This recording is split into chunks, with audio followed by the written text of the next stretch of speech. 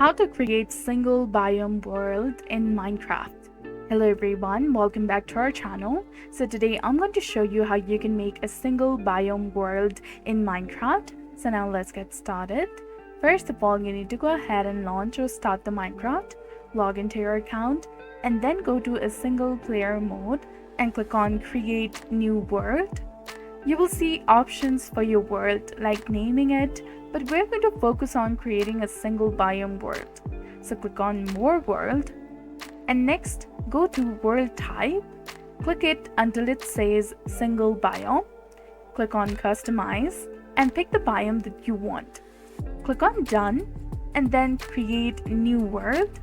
After a short wait, your single biome world will be ready to play. So that's how you create a single biome world in Minecraft. If this video was helpful, please like, share, and subscribe. Thanks for watching, and we'll see you again in the next one.